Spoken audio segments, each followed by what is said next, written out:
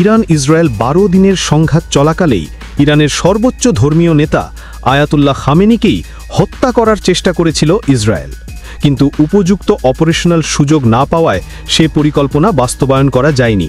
তবে এবার সরাসরি ইরানের সর্বোচ্চ নেতা আয়াতুল্লাহ খামেনিকে হত্যার হুমকি দিয়েছে ইসরায়েল।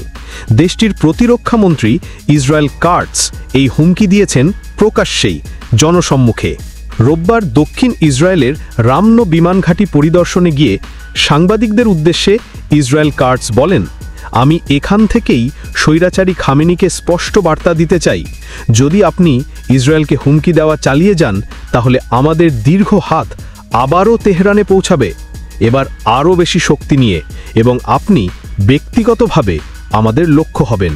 এই বিস্ফোরক মন্তব্যটি প্রথমে প্রকাশ করে ইসরায়েলি দৈনিক ইয়েদিওথ আহরোনাথ। পরে তুর্কি বার্তা সংস্থা আনাদোলু এজেন্সি এটি নিশ্চিত করে। ইরান এই হুমকির বিষয়ে এখনও আনুষ্ঠানিক কোনো প্রতিক্রিয়া জানায়নি।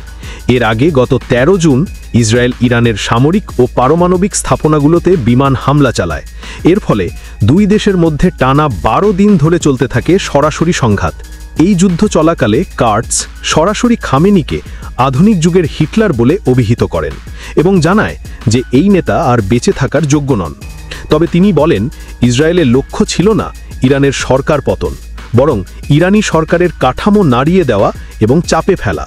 শেষ পর্যন্ত এই সংঘাত গত ২৪ জুন যুক্তরাষ্ট্রের মধ্যস্থতায় এক যুদ্ধবিরতির মাধ্যমে স্থগিত হয়।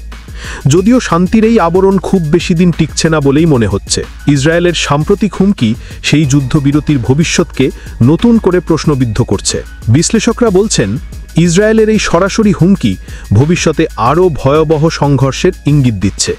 এবার যদি খামেনিকে লক্ষ্যবস্তু করা হয় তাহলে তা হতে পারে মধ্যপ্রাচ্য জুড়ে এক ভয়াবহ যুদ্ধের সূচনা।